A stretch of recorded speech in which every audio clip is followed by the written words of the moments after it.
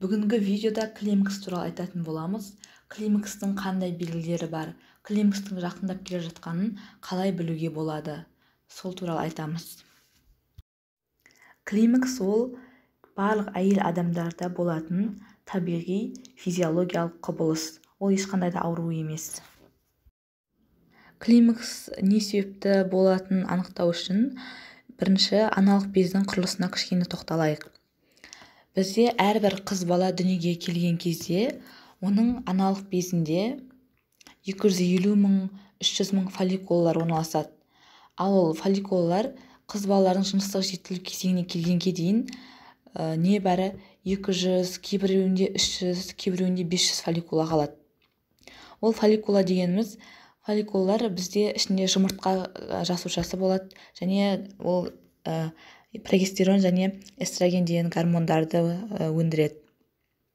Бұл фолликулалар әрбір ай сайын, ең бірінші етеккір келгеннен бастап әрбір ай сайын шығып тұрады фолликулалар. Ал осы фолликулалар таусылған уақытта бізде климакс болады. Яғни есептесек, егер орташа есеппен етеккір 13-14 жаста келетін болса, сол кезден бастап бір фолликуладан әрбір ай сайын кетіп тұрады. Яғни бір жылда 12 фолликула.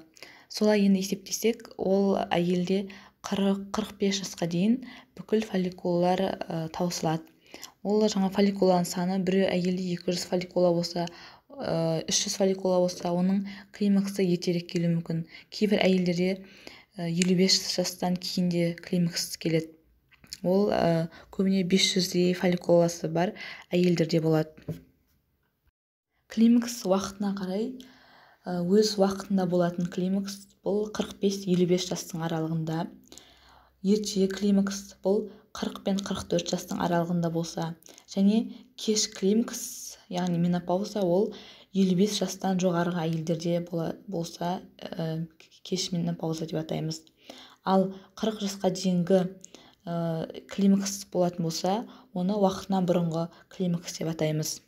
Сонымен қатар типі бойынша климакс табиғи, яғни фолликула таусылған кезде болатын климакс, және әртүрлі операциялармен, аналық безді алып тастау операциясы болғанда, немесе жатырды алып тастау операциясы болған кезде ерте климакстар болуы мүмкін.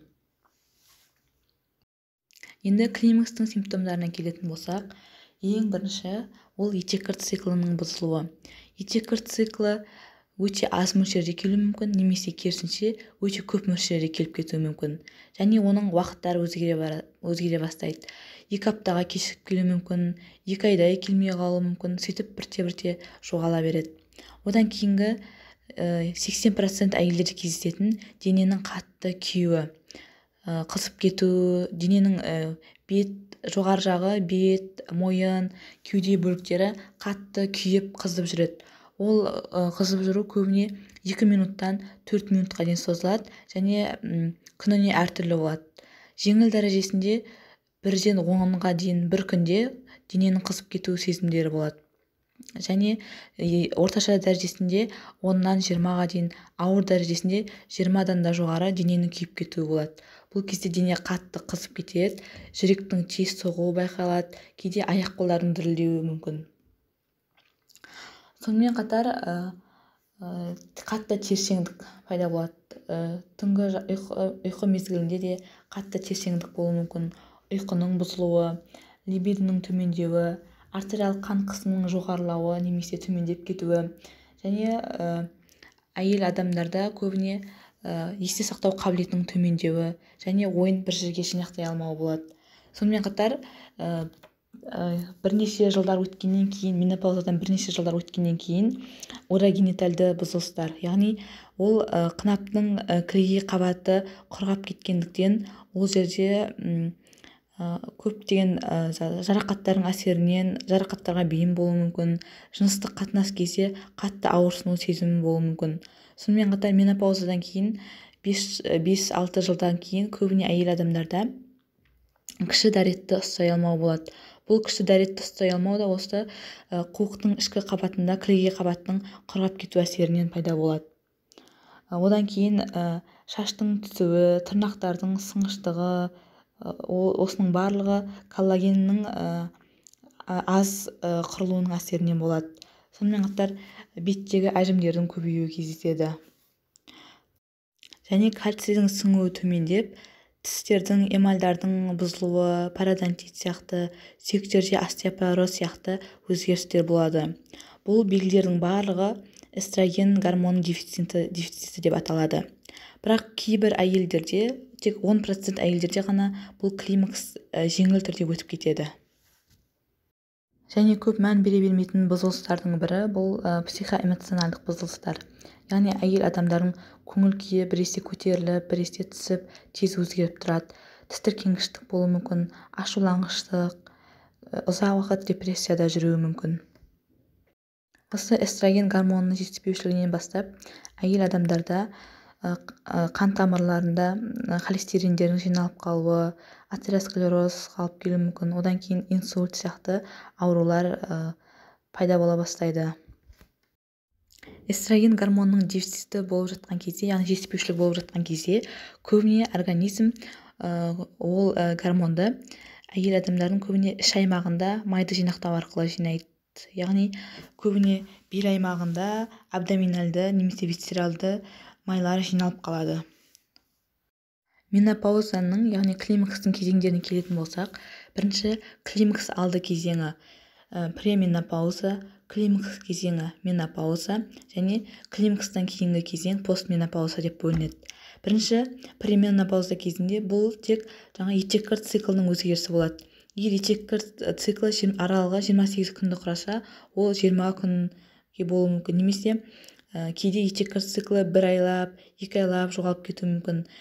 Бірде жоғалып, бірде қайттан келіп, сөйтіп реттісіз түрде келе бастайды.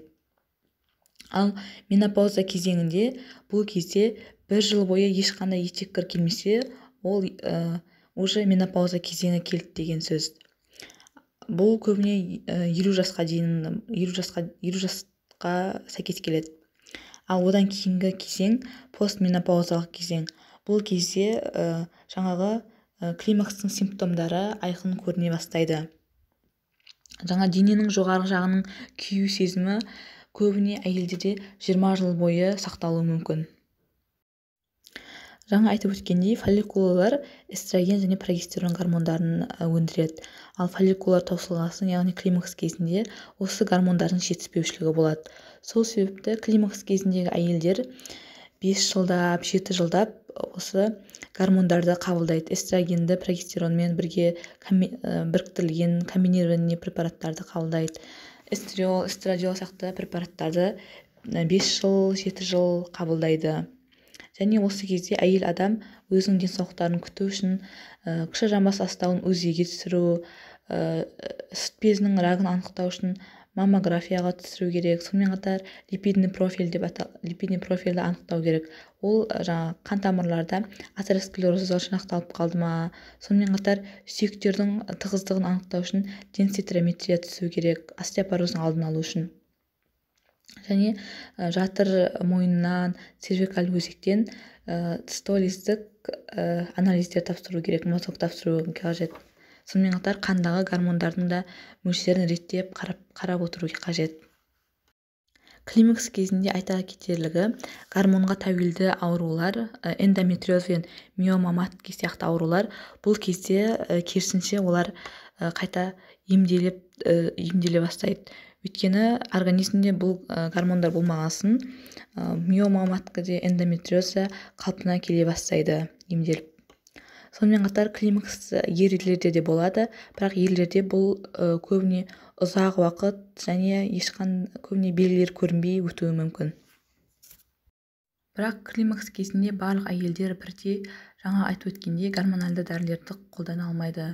Сүт безінің рагы, бұрын сүт безінің рагымен ауырған болса, немесе эстроген тәуелді рактар болатын болса, тромбоэмболиясы болатын болса, және қан кетулер болатын болса, бұл гормональный терапия қарсы көрсеткіш болып табылады. Видео пайдалы болған болса, лайк басып, каналға жазылып кетіңіздер.